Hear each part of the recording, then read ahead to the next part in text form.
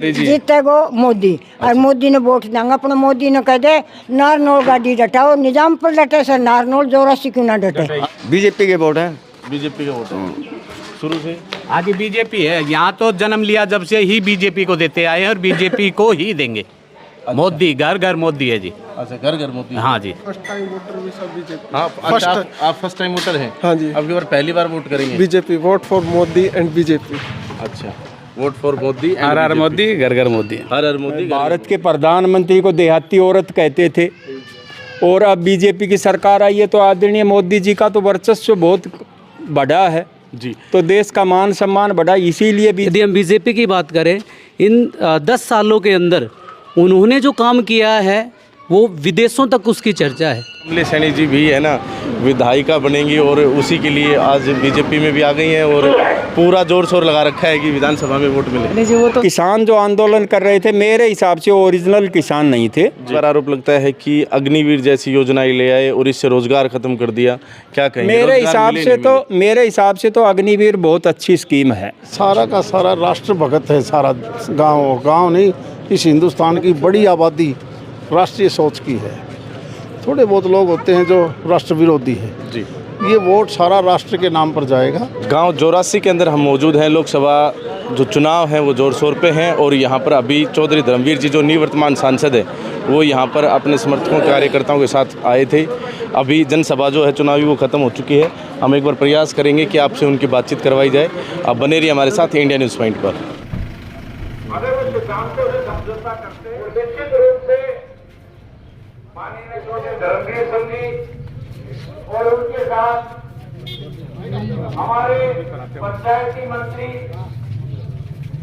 परम आदरणीय ओम प्रकाश जी यादव जो एडीओ साहब के नाम से माननीय ओम प्रकाश जी आपके बीच में सारी बातें बताएंगे। हमारे बीच में श्रीमती कमलेश सैनी जी भी जो मंदिर में आशीर्वाद लेने के लिए नरसिंहदास महाराज का मंदिर जोरासी का। जय श्री राम, जय श्री राम, जय जय श्री राम, जय श्री राम। मान सम्मान की पगड़ी बना करके पूरे गांव को तरफ आदर दे रहे हैं। हमारे जिला अध्यक्ष माननीय दयाराम जी का मनोज शर्मा जो बहुत हमारे वरिष्ठ भारतीय जनता पार्टी के कार्यकर्ता है, श्रीमती कमलेश सैनी जी चेयरपर्सन नगर परिषद का, ये मनोज शर्मा अध्यापक, वो उनको माला दे दो, माला से उनका सम्मान करेंगे। और पृथ्वी सिंह एडवोकेट का प्रकाश जी शर्मा,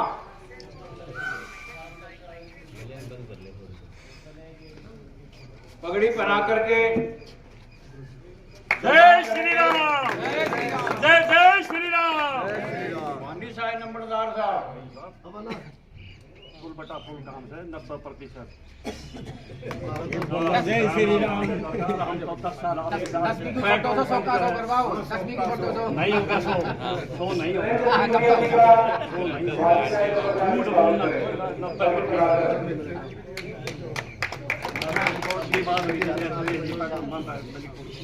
हमारे गांव की तरफ से ठाकुर जी मंदिर की तरफ से महाराज जी धर्मवीर सिंह जी को, माननीय सांसद जी को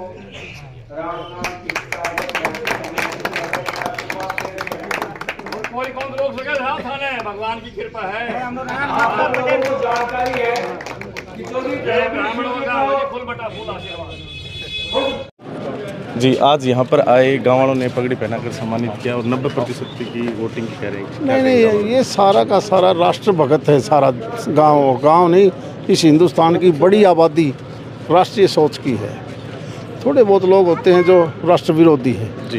ये वोट सारा राष्ट्र के नाम पर जाएगा और मैं मान के चलता हूँ पिछले से भी ज़्यादा बहुमत से भारतीय जनता पार्टी की सरकार बनेगी। कल राव इंद्रजीत जी यहाँ पर आए इस इलाके में, उसके बाद किस प्रकार का माहौल बन गया? राव साहब का अपना इलाका है, यहाँ से वो एमएलए भी बने हैं, बड़े राव साहब भी बने हैं, तो ये इलाका अपना उनका है, वो आते रहते हैं जी।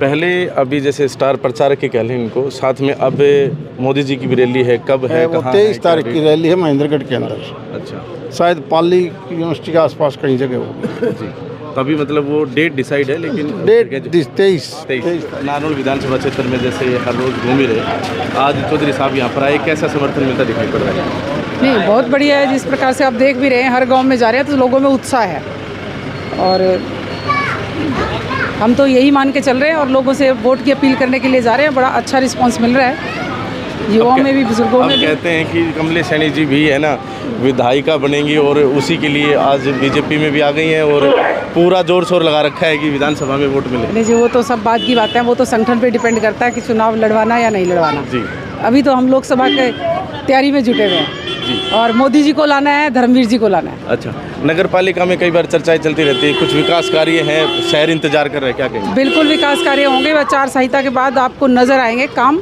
स्पीड पकड़ेंगे। चलिए जी, बहुत बहुत धन्यवाद। Thank you. तो नगर पालिका चेयरपर्सन जो है, नगर परिषद, नगर पालिका नहीं, नारनौल नगर परिषद है, तो नगर परिषद कमलेश सैनी जी हमारे साथ यहाँ पर मौजूद थी, और यहाँ कुछ लोगों से भी हम बातचीत करेंगे। आप बने रहिए हमारे साथ इंडिया न्यूज़ में। 70 से 80% है ना धर्मवीर जी का और भारतीय जनता पार्टी का। भारतीय जनता नरेंद्र मोदी के वोट है, नरेंद्र मोदी जी जीत रहे हैं यहाँ से। अच्छा, क्यों जिता रहे हैं नरेंद्र मोदी को, क्या कारण? नरेंद्र मोदी जी ने जो भारत के सामाजिक, आर्थिक, राजनीतिक और स्ट्रक्चर का जितना विकास किया है, हाँ। वो आज तक कभी किसी नेतृत्व में नहीं हुआ, और मोदी जी एक सफल राजनीतिज्ञ हैं और देश को विदेशों में धूम मचा रहे हैं, इसलिए मोदी जी का देश का शौर्य, मान सम्मान, ये विचारधारा की लड़ाई है। और आदरणीय यशस्वी भारत के प्रधानमंत्री श्री नरेंद्र मोदी जी, लोकप्रिय प्रधानमंत्री, उन्हीं के नाम पर ये वोटिंग ज़्यादा हो रही है। और 140 करोड़ देशवासियों के प्रिय प्रधानमंत्री हैं, उन्हीं को तीसरी बार सरकार में बनाने के लिए सभी ज़्यादा से ज़्यादा वोट देंगे। और भिवानी महेंद्रगढ़ लोकसभा क्षेत्र से चौधरी धर्मवीर सिंह भारी मतों से विजयी होंगे।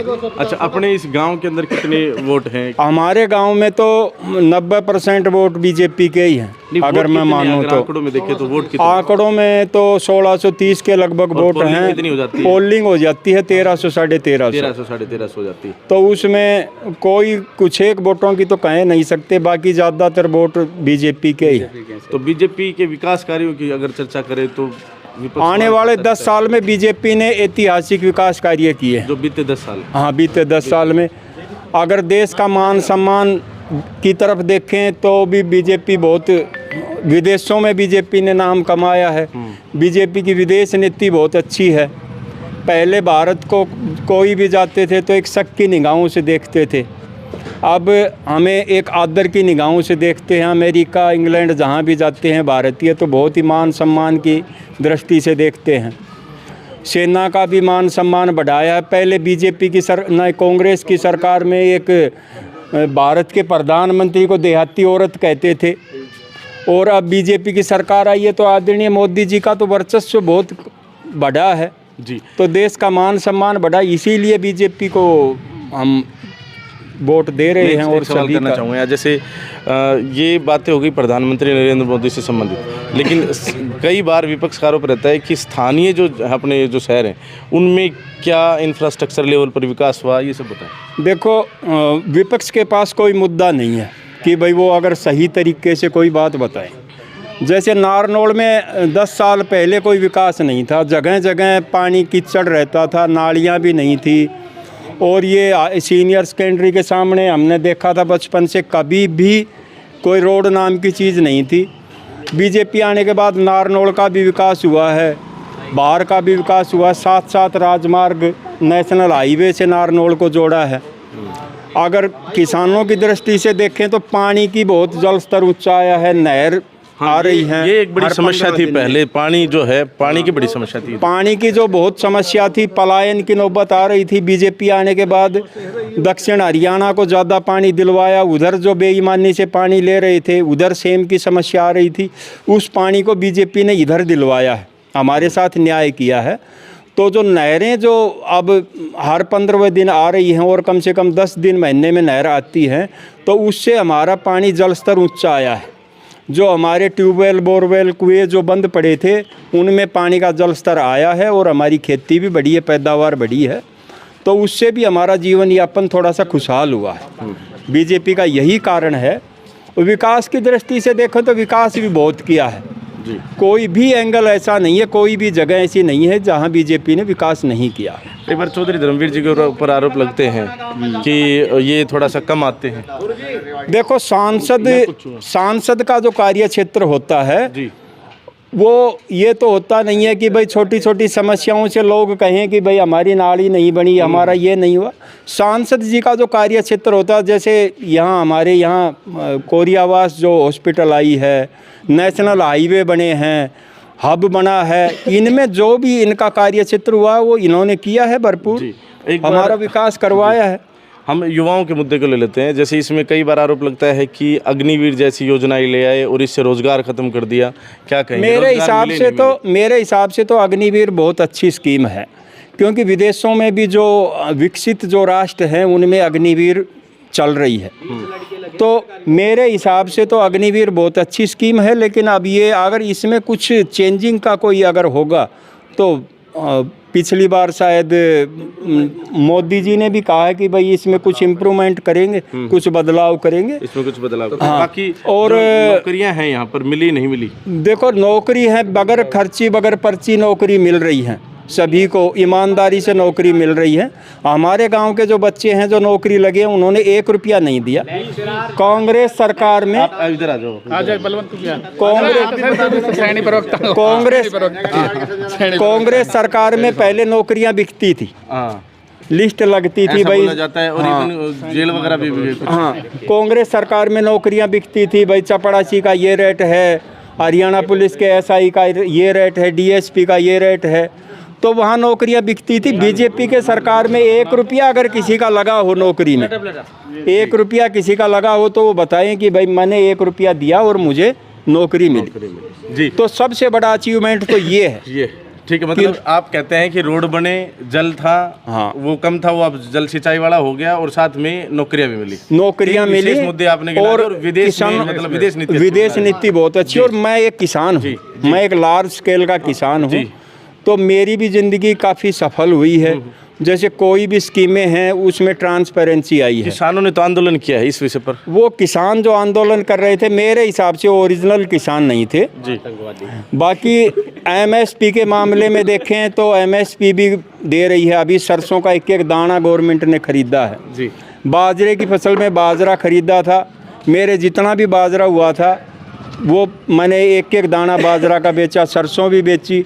और जो भी स्कीमें आती हैं वो सभी अच्छी स्कीमें आती हैं सरकार में, कोई भी घोटाला कोई भी घपला नहीं होता है। ठीक है जी, आप कुछ कह रहे थे नौकरियां मिली? नौकरियां इस गांव में कम से कम 10 साल में 20 लड़के सरकारी नौकरी के अंदर लगे हैं। आपके गांव से? बगैर खर्चे। अच्छा, बिल्कुल जो गरीब परिवार से संबंध रखते हैं ना वही लड़के लगे हैं।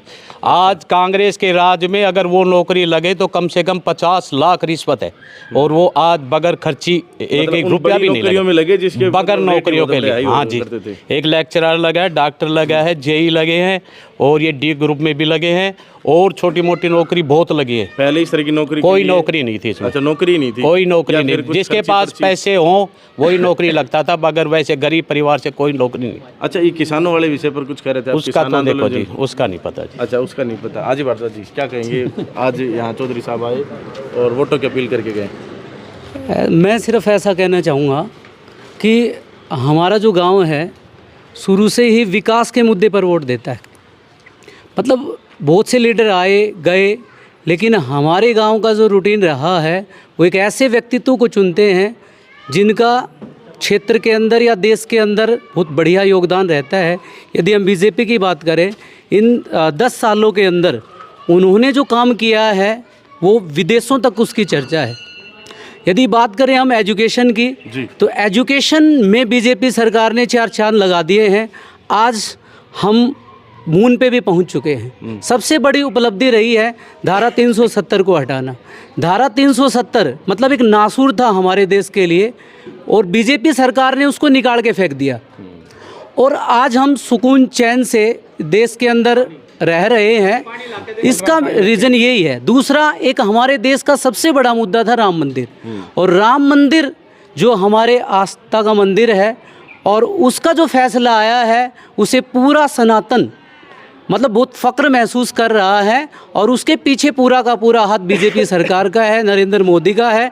तो हम सिर्फ यही चाहेंगे, हम जनता से भी यही अपील करेंगे कि वोट दें, सोच समझ के वोट दें और 100% मतदान करें। विपक्ष का मुद्दा राम मंदिर से रिलेटेड हो जाता है और उसमें ये बोल देते हैं कि मंदिरों से काम नहीं चलेगा, विकास कार्यों की बात। मैं बताता हूँ आपको, देखिए भारत एक सनातन धर्म है।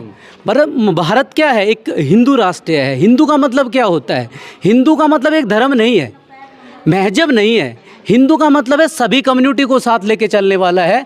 तो हमारा जो देश है वो एक सनातन को पूजने वाला देश है। तो राम मंदिर में हमारी आस्था है, और विपक्ष कुछ भी आरोप लगाए, लेकिन हमारे देश का, देखिए आप लोग जानते हैं भारत एक विविधता वाला देश है, जहाँ पे हर लेवल पे विविधता देखने को मिलता है। लेकिन इतना बड़ा देश कैसे चल रहा है? भगवान तो है ही ना इसके पीछे। तो भगवान के लोगों की आस्था है और ये बिल्कुल सही है और आगे भी बढ़िया ही रहेगा। चलिए, बहुत बहुत धन्यवाद। Thank you sir. जोरासी गांव के अंदर आज हम मौजूद थे। यहाँ पर हमने लोकसभा चुनाव 2024 के जो चुनावी जनसभा थी वो हमने आपको यहाँ पर दिखाई। चौधरी धर्मवीर जी जो निवर्तमान सांसद हमारे, उनसे भी बातचीत करवाई। हम आपको आज जैसे हम रावदान सिंह जी से मिल रहे थे गांव छिल्लर के अंदर चरखी दादरी में, अभी चौधरी साहब से हम मिले यहाँ पर गांव जोरासी नारनौल के इस पार। तो कैसा क्या लगता है आपको, कौन जीतेगा? आप कमेंट बॉक्स अपनी राय दें। हाँ दादी जी। जीतेगो मोदी, और मोदी ने वोट देंगे। अपना मोदी ने कह दे नारनौल गाड़ी डटाओ, निजामपुर डटे से नारनौल जोरासी क्यों ना डटे। अच्छा, स्टेशन को ना, रोडवेज बस ना डटे, रोडवेज को ना, रेलगाड़ी जोरासी स्टेशन है। जोरासी को स्टेशन। अच्छा अच्छा, तो पैसेंजर तो रुकती होगी। ऐसे गाड़ी डटाओ वो ना मोदी, तो सब वोट मोदी का। पैसेंजर तो रुकती होंगी, पैसेंजर रुकती है वो के लोग कभी पैसे मारते। अच्छा, ये पियानी टेपुल डाटे ना, ये ना लूटे। अच्छा, ये पियानी टेपुल डाटे ना, ये डाटी ना लूटे। और ना लूटे लूटे तो आटे में ना लूटे। ठीक है, ये लूटवाओ जी। तो आप बताएं कौन जीतेगा लोकसभा चुनाव 2024 महेंद्रगढ़ भिवानी सीट से, और कौन बनेगा देश में प्रधानमंत्री, ये भी कमेंट बॉक्स में अवश्य लिखिए।